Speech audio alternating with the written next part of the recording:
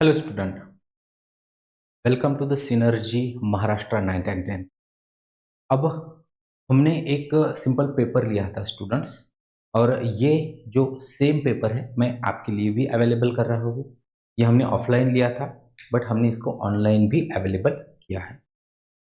नीचे डिस्क्रिप्शन में question paper का लिंक दिया है, और अगर अब वहाँ पे आपको क्वेश्चन पेपर नहीं दिख रहा होगा तो चलो मैं आपको सबसे पहले क्वेश्चन पेपर दिखाता हूँ। बेसिकली यहाँ पे मैंने सॉल्यूशन बाय अटोली सर लिखा है, बट ये क्वेश्चन पेपर है, इसका सॉल्यूशन अब यहाँ पे होगा। ठीक है, मैं थोड़ा साइड में होता हूँ, तो आई होप आपको ये अच्छे से क्वेश्चन पेपर दिख रहा है। नीचे सेलेक्ट द करेक्ट अल्टरनेटिव्स में आपको 5 एमसीक्यू है, उसमें से बस एक का स्टेटमेंट दिख रहा है। थोड़ा सा आगे बढ़ते हैं, तो ये पहले एमसीक्यू जो था ये ऑप्शन है, नीचे यहाँ पे क्वेश्चन है। ठीक है, तो ये पहले के ये ऑप्शन, ये 2 और MCQ, fourth MCQ, fifth MCQ. Question 1 का जो बी है उसमें आंसर द फॉलोइंग है, और उसमें 3 क्वेश्चन है स्टूडेंट्स, क्योंकि ये 3 मार्क का क्वेश्चन है। उसमें पहला identify the odd one out, इसमें ऑड वन आउट को आइडेंटिफाई करना है।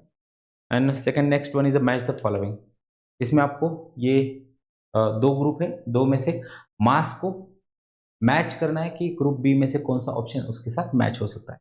Then C is the state the whether the statement is follow, that means whether the statement is true और फॉल्स, और अगर फॉल्स है तो बोलो सही कौन सा है। इस टाइप के क्वेश्चन है। देन क्वेश्चन 2 में answer the any two of the following, और यहाँ पे 3 क्वेश्चन है students, out of that 3 question you have to attempt any two. And question 3 में attempt any one of the following है। तो बेसिकली यहाँ पे 2 क्वेश्चंस दिए हैं, और 2 में से किसी एक क्वेश्चंस को आपको क्या करना है, सॉल्व करना है। तो बेसिकली ये क्वेश्चन पेपर है, और अगर आप देखोगे ना स्टूडेंट्स, तो यहाँ पे हर एक क्वेश्चन, मतलब अगर मैं एमसीक्यू को या 1 मार्क क्वेश्चन को अगर थोड़ा सा साइड में रखूँ, तो जो 2 मार्क क्वेश्चन है, 3 मार्क क्वेश्चन है, almost questions are already asked in a previous examination paper.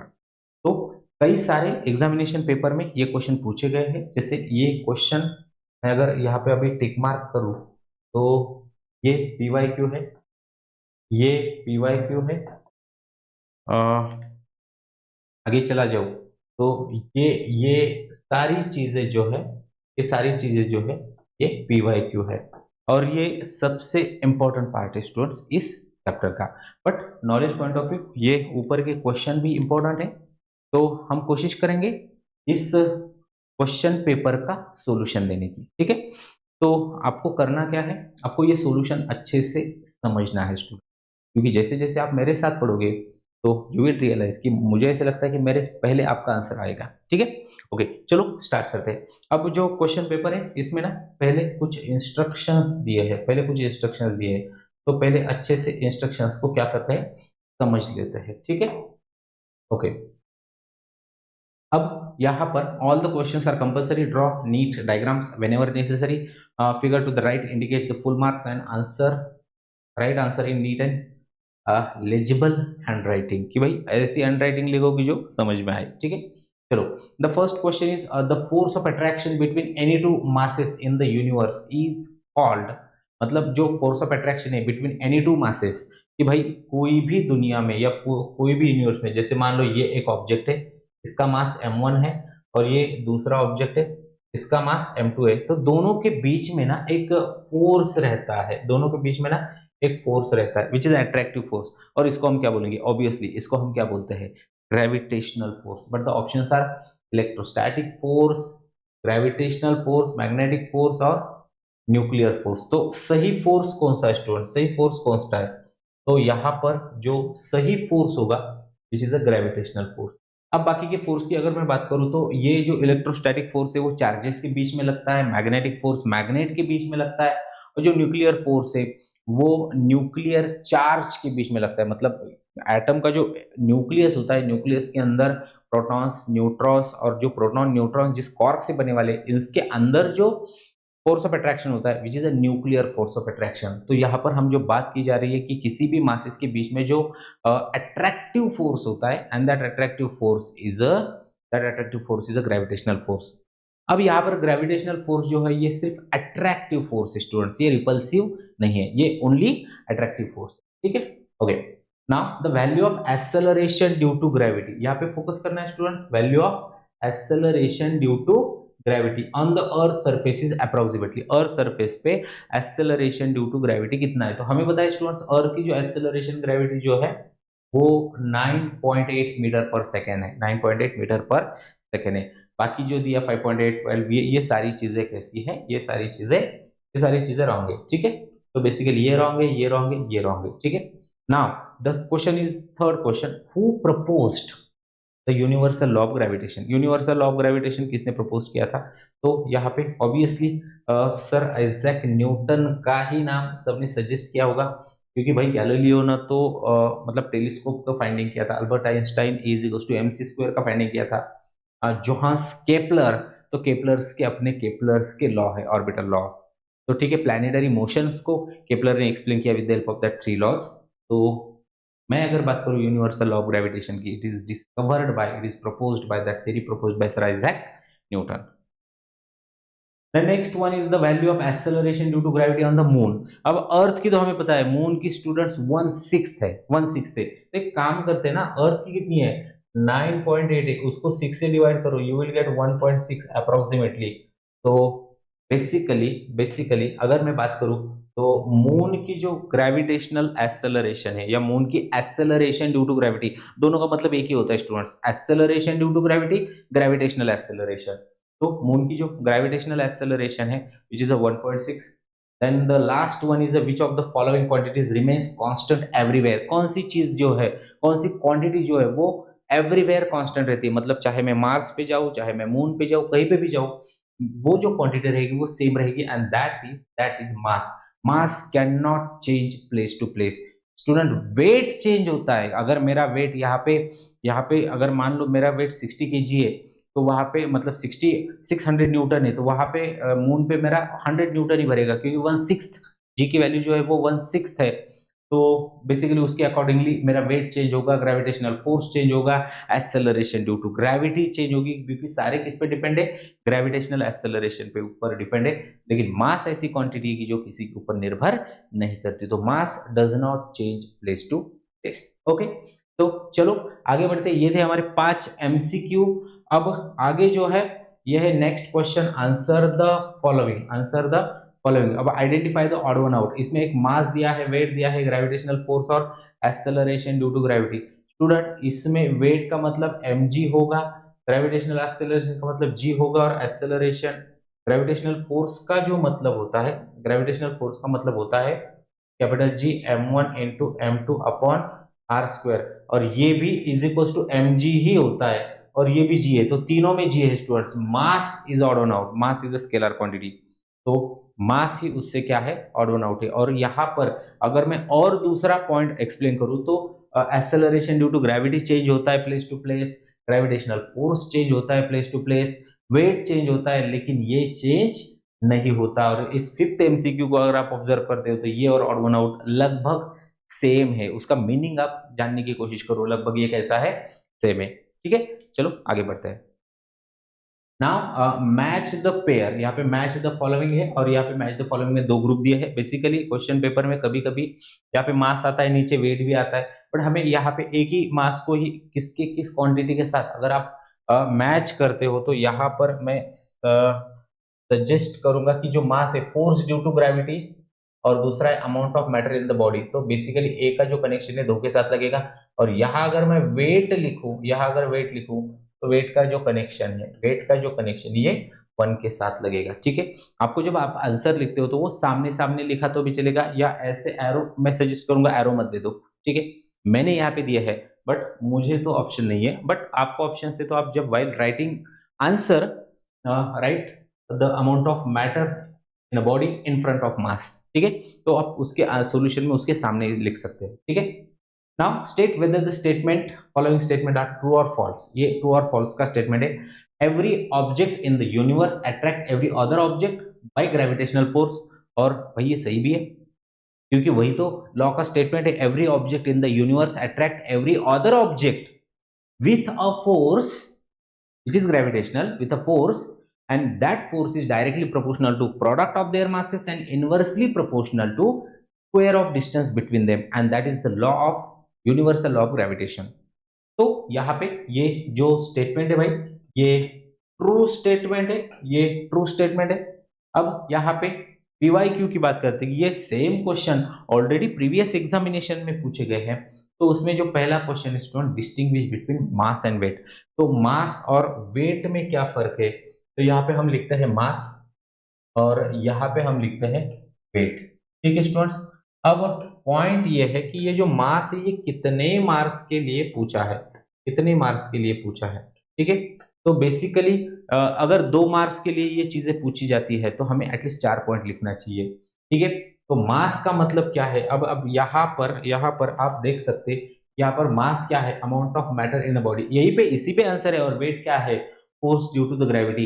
एक पॉइंट यही लिख लेते, क्योंकि कई सारे क्वेश्चन पेपर अगर आप ऑब्जर्व करते हो तो कई क्वेश्चन के आंसर आपको उसी क्वेश्चन पेपर में मिल सकते हैं, अगर आपकी पढ़ाई, आपकी रीडिंग अच्छी है तो।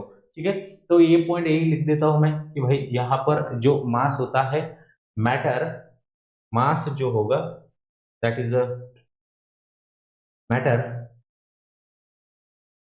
Matter contain in a body. और वेट का मतलब होता है gravitational pull, gravitational pull acting on object, acting on object. अब इसका जो दूसरा पॉइंट है दैट मैटर मास जो है does not change place to place, place to place. कि भाई ये जो मास है ये प्लेस टू प्लेस चेंज नहीं होता, बट वेट में चेंज, वेट चेंजेस, भाई ये चेंजेस चेंज ही होता है, changes place to place, place to place, कि भाई ये तो चेंज होता है। देन हम ऐसे बोल सकते हैं mass is a scalar quantity, mass is a scalar quantity, ये स्केलर है। और जो वेट है स्टूडेंट, वेट को डायरेक्शन भी होता है, so weight is a vector, weight is a vector. Mass scalar होता है, वेट वेक्टर है। आप और बोल सकते हैं कि जो मास है वो केजी में मेजर करते हैं, जो वेट है ये न्यूटन में मेजर करते हैं। तो बेसिकली यही पे हमारा जो कोटा है ये फुल होता है। और अगर आप चाहते हो तो और 1-2 पॉइंट ऐड उसमें कर सकते हो, बट हमें 4 पॉइंट चाहिए, ये 4 पॉइंट आपको यहाँ पे सफिशियंट है। ठीक है, अब यहाँ पर जो क्वेश्चन था कि distinguish between mass and weight, distinguish between mass and weight, तो इसको तो हमने डिस्टिंग्विश किया है, इसका डिफरेंशिएशन मतलब इसका जो डिस्टिंग्विश किया था कि भाई 2 मार्क के लिए, 2 मार्क के लिए एटलीस्ट 4 पॉइंट चाहिए, तो वो 4 पॉइंट हमने लिखे हैं।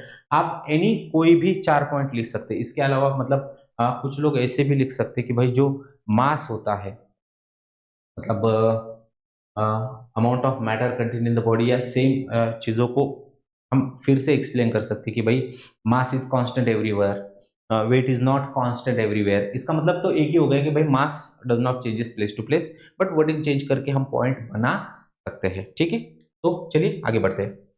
Then second is explain on which factor the value of acceleration due to gravity depends। भाई जो acceleration due to gravity है ये किस पे डिपेंड करती है? ये acceleration due to gravity जो है ये किस पे डिपेंड करती है? तो जो ग्रेविटेशनल एक्सेलरेशन है ना students, gravitational acceleration depends on, gravitational acceleration depends on, किस पे डिपेंड करता है ये? तो ये 3 चीजों पे डिपेंड करता है। उसमें एक को हम लिखेंगे अल्टीट्यूड, एक को लिखेंगे अल्टीट्यूड। अल्टीट्यूड का मतलब होता है स्टूडेंट हाइट, या हाइट बढ़ने से, हाइट बढ़ने से ग्रेविटेशनल एक्सेलरेशन कम होता है। दूसरा जो है ना स्टूडेंट डेप्थ होता है, दूसरा क्या है? डेप्थ होता है। और जो तीसरा है उसको हम लिखते हैं shape of earth, shape of earth.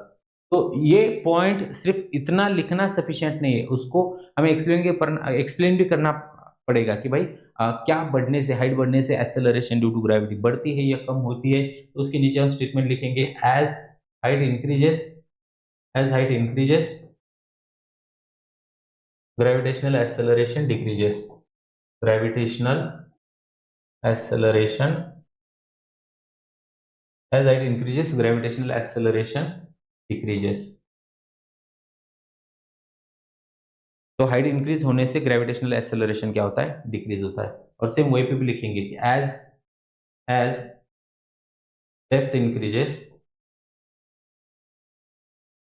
Gravitational acceleration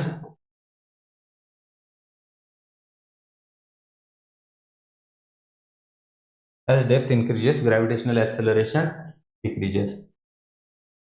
तो भाई मतलब ग्रेविटेशनल एक्सेलरेशन मैक्सिमम है कहाँ पे, तो ग्रेविटेशनल एक्सेलरेशन मैक्सिमम कहाँ पे है, तो ग्रेविटेशनल एक्सेलरेशन जो है ये मैक्सिमम है मतलब सरफेस पे और सरफेस में भी अर्थ का अगर आप शेप देखोगे तो ये समवट फ्लैट है एट द पोल, तो इक्वेटर पे कम होगी, पोल पे ज्यादा होगी। तो the value of g is maximum at poles and minimum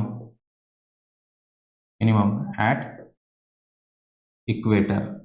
वही है, पोल पे ज्यादा है, इक्वेटर पे कम है, and as we move from equator to pole it increases slightly. ठीक है, अब पोल पे कितनी है, तो यहाँ पे मैंने लिखी कि भाई 9.82 है और यहाँ पे इक्वेटर पे 9.77 है। ठीक है, तो ये वैल्यू हमने दिया। ठीक है, तो ये उस क्वेश्चन का आंसर था। ये कौन से पैरामीटर्स डिसाइड करते हैं। अब यहाँ पर ना ये और एक क्वेश्चन लेने की हम कोशिश करेंगे कि ये जो लास्ट वाला क्वेश्चन है, मतलब ये क्वेश्चन, ठीक है,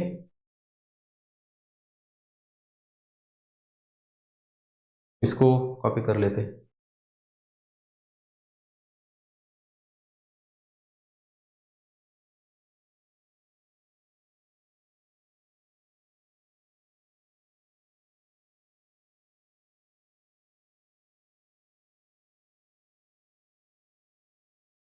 ओके,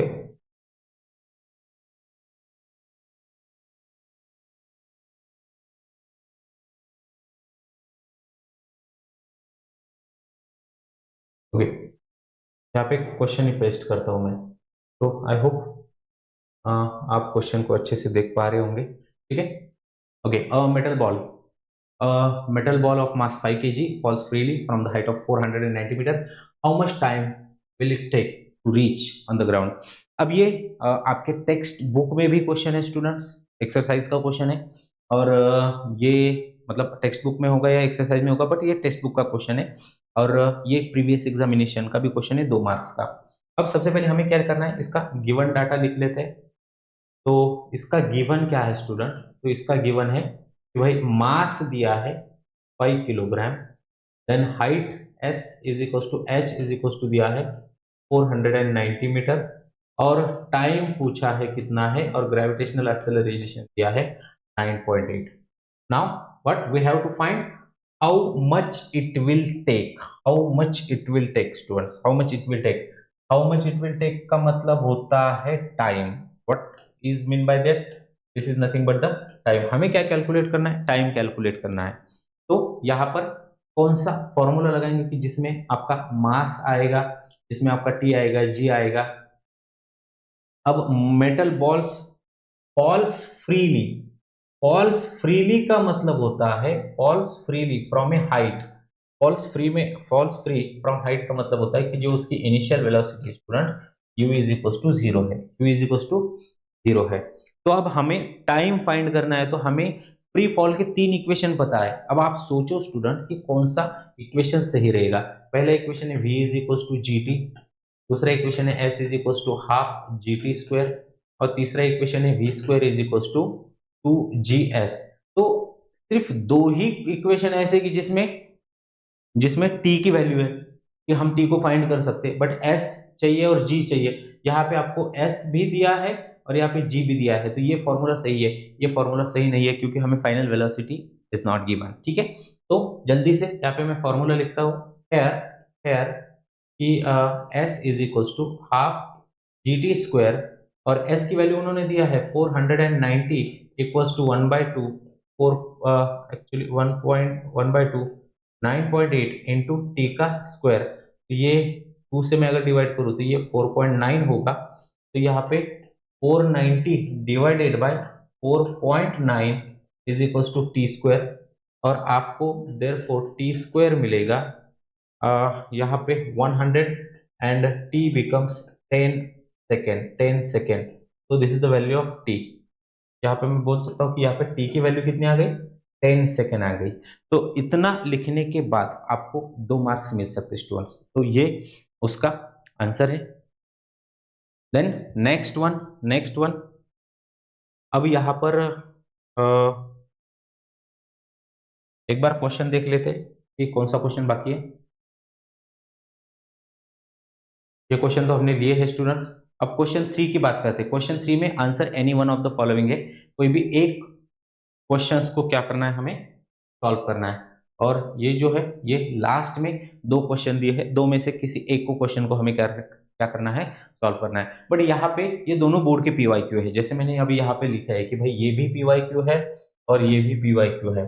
तो इसमें पहले पीवाईक्यू में 3 चीजें पूछी है और हर एक चीज मतलब 1 मार्क के लिए एक क्वेश्चन है। जैसे कि state Newton's universal law of gravitation. अब यहाँ पर मैं बात करूं तो यहाँ पे स्टेटमेंट ले सकते हैं। जैसे कि एक second,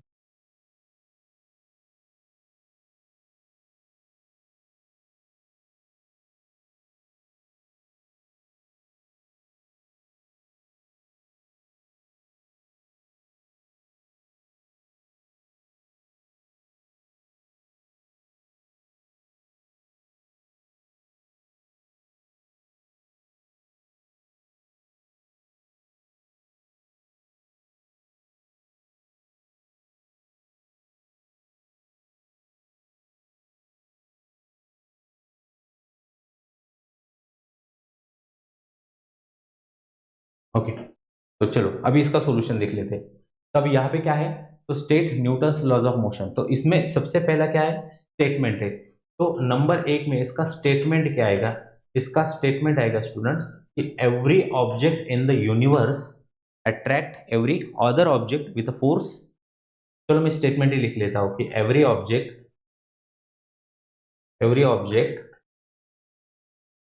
in the universe attract every other object with a force and which is directly proportional to product of their masses and inversely proportional to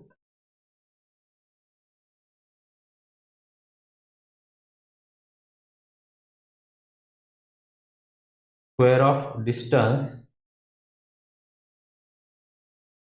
between them, inversely proportional to square of distance between them. ये statement students, और ये statement लिखने के बाद आपको 1 mark मिलेगा। अब दूसरा क्या है, दूसरे का आंसर क्या है students, if the distance between two bodies is tripled. तो डिस्टेंस अगर ट्रिपल्ड होगा स्टूडेंट्स तो यहाँ पे that force is inversely proportional to square of distance. तो 3 का स्क्वायर कितना होगा, 9। तो force will be reduced by 9 times. 4 से 9 टाइम्स से क्या होगा, रिड्यूस होगा। And what will happen if the gravitational force, if the mass of one object is doubled then force becomes twice.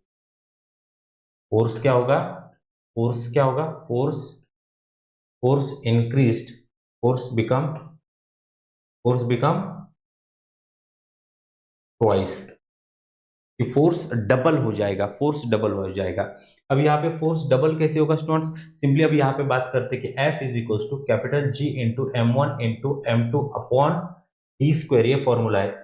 अब यहाँ पे D की जगह 3D अगर मैं लगा दूं तो F बनेगा capital G M1 into M2 upon 3D का स्क्वायर। अब यहाँ पे 3 इंटू डी का स्क्वायर नहीं होता, 3D का स्क्वायर होगा।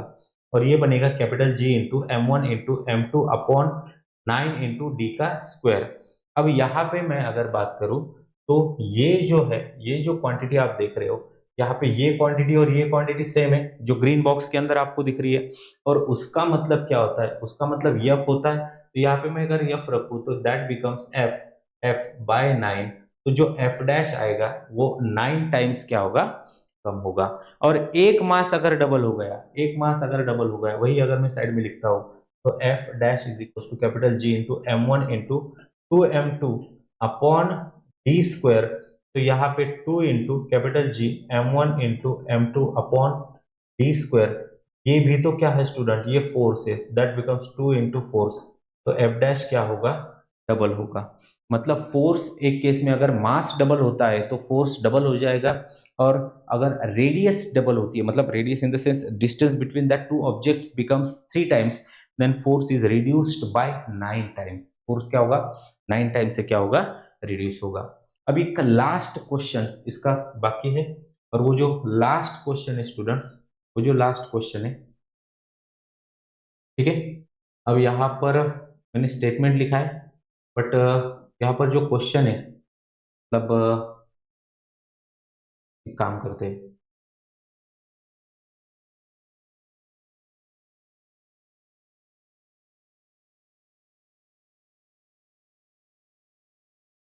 हाँ, एक क्वेश्चन ये नीचे दिया है। तो an object is thrown vertically upward and reaches maximum height 500 metre, find the initial velocity and total time. अब दिया क्या है कि एक ऑब्जेक्ट है, एक ऑब्जेक्ट है and which is thrown in upward direction and it reaches s is equals to 500 metre, s is equals to which reaches the maximum height 500 metre, find the initial velocity. g की value 10 लिया है उन्होंने। तो s is equal to 500 metre है और g की value 10 metre पर second दिया है। पूछा है u की वैल्यू कितनी है और टाइम कितना लगेगा। Total time, total time to reach on ground, total time to reach on ground, ये चीजें पूछी है। अब बेसिकली स्टूडेंट्स यहाँ पे काइनेमेटिकल इक्वेशन ही आपको लगाने हैं, आपको फ्री फॉल की इक्वेशन लगाने हैं कि सिंपली कि v square is equal to u square plus 2GS। तो यहाँ पर अगर आप अप्लाई करते हो तो ये basically you square minus 2GS होगा, क्योंकि जैसे जैसे ऑब्जेक्ट ऊपर जाएगा वैसे उसकी स्पीड डिक्रीज होगी, the acceleration will be negative. तो यहाँ पे फाइनली तो जीरो होने वाली है। तो zero is equal to u square minus 2 into 10 into s, मतलब 500 होगा। तो बेसिकली ये u square is equal to 2 into 1000 होगा। 2 इंटू एक्चुअली 500 मल्टीप्लाई बाय 10 5000 होगा, and that u square is equal to 10,000 होगा। और u की वैल्यू अगर 10,000 है तो यहाँ पे u की वैल्यू होगी 100 मीटर पर सेकेंड, ठीक है स्टूडेंट्स, 100 मीटर पर सेकेंड। अब नाउ मैक्सिमम टाइम कि टी मैक्स की ऊपर जाने के लिए कितना टाइम लगेगा। तो यहाँ पे T1 जो है, T1 जो है, हमें T1 को भी फाइंड करना है। तो T1 की वैल्यू ऐसे हम फाइंड कर सकते हैं कि v is equal to u minus g t, and therefore gt is equal to u, and gt की value 10 into t is equal to u कितना है 100 आया है स्टूडेंट, तो t इज बिकम्स 10 सेकेंड। तो t1 की वैल्यू 10 सेकेंड है, तो नीचे आने के लिए भी t2 10 सेकेंड लगेगा, therefore t2 is equal to also 10 second, और देयरफॉर टोटल टाइम कितना लगेगा, total time will be 20 second, total time will be 20 second. तो ये उसका सॉल्यूशन है, ये क्या है स्टूडेंट, उसका सॉल्यूशन है। अब सेम सॉल्यूशन को आप यहाँ से भी डाउनलोड कर सकते हो। यहाँ पे ये QR कोड जनरेट हो गया, तो सेम मैं आपको इसको एक्सपोर्ट भी कर दूंगा। आपको करना क्या है स्टूडेंट्स, अच्छे से लेक्चर देखना है और इस पेपर का सॉल्यूशन देखना है, क्योंकि होता क्या है कि इस पेपर के कई सारे क्वेश्चन प्रीवियस एग्जामिनेशन में पूछे गए हैं। ठीक है स्टूडेंट्स, तो QR कोड आ चुका है, एक बार इसको स्कैन कर लेते हैं। ठीक है, यहाँ से डाउनलोड करके मैं ग्रुप पे अपलोड करूंगा। आपको करना क्या है, इसको अच्छे से पढ़ना है स्टूडेंट्स, ठीक है, अच्छे से पढ़ाई करो। यहाँ पर हम रुकते हैं, चैनल को सब्सक्राइब करो, शेयर करो, लाइक करो, ठीक है। Thank you student.